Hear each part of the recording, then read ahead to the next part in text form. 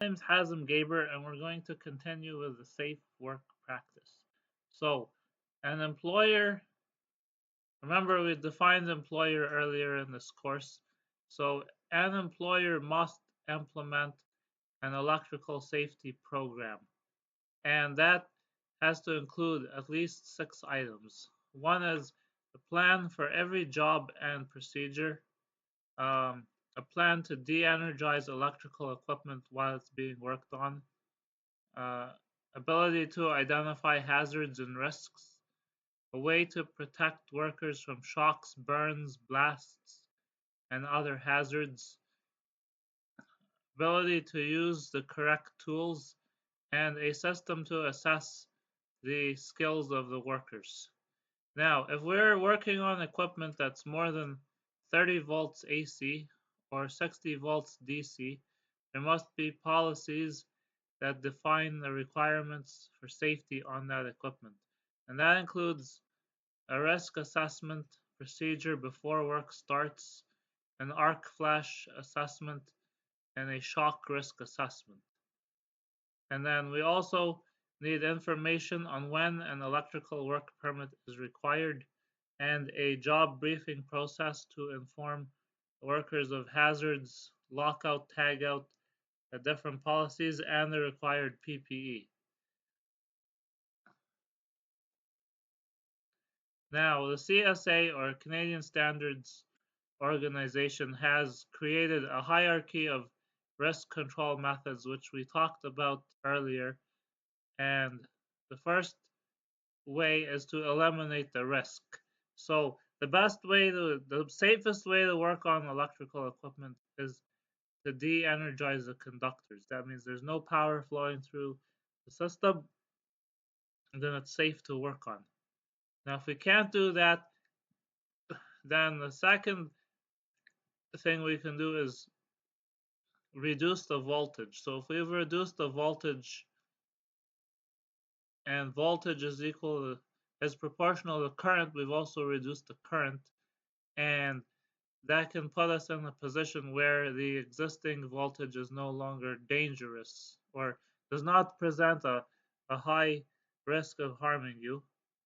Now, if we can't reduce the voltage, then we can put some guards on the conductors so that you're working from them at a safe distance. And if we can't do that, then we have what we call awareness, which is signage that at least let you know there's a hazard.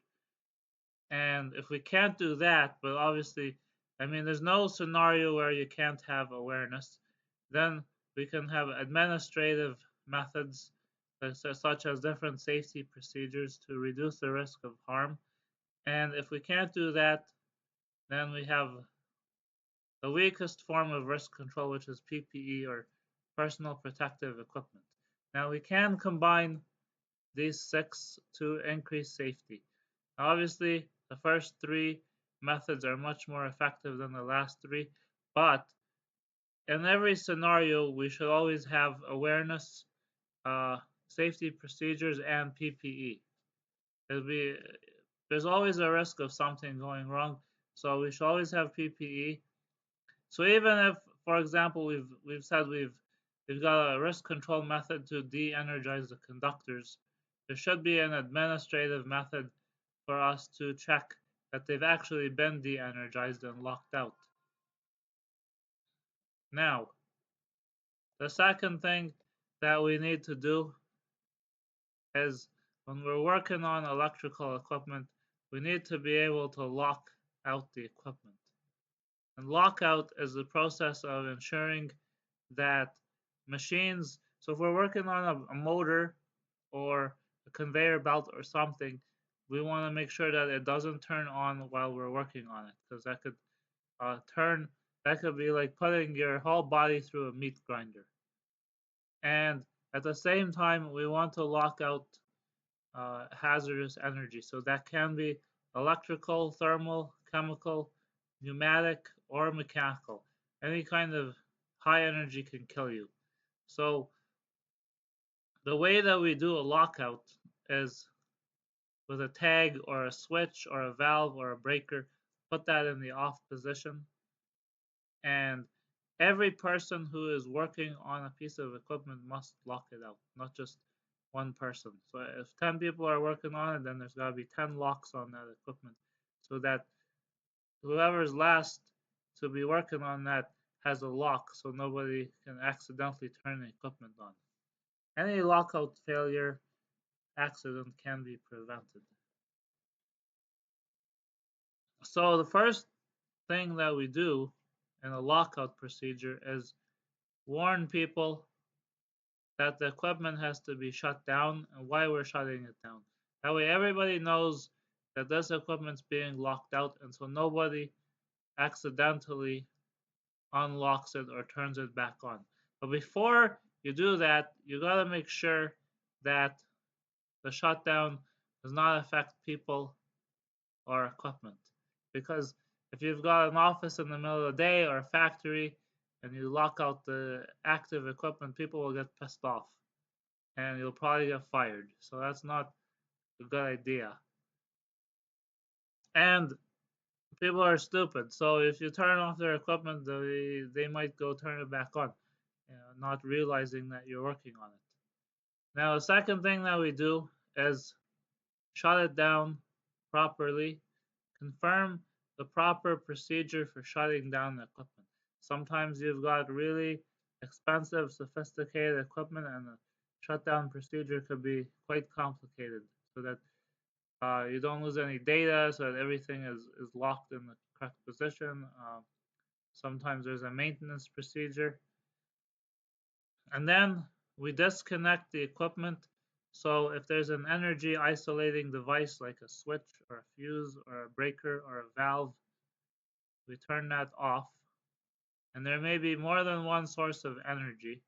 So some equipment has multiple voltages. For example, escalator has a 600 volt power supply and a 120 volt power supply.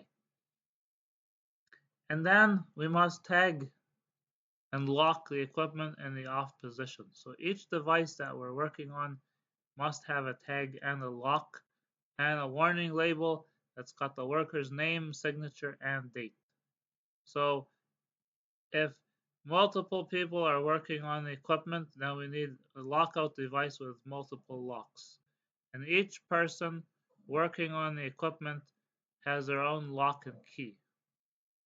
And then we confirm with a tool to make sure that there's no hazardous energy on the equipment. So a multimeter, if it's electricity or other kind of meter that you use to look for pressure or whatever type of hazardous energy that you have.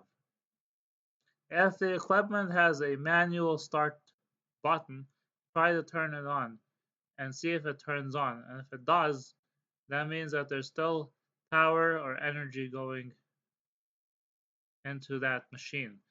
Now, when you work on it, you should still wear the PPE as if the equipment was energized until you're 100% sure that the equipment is de-energized.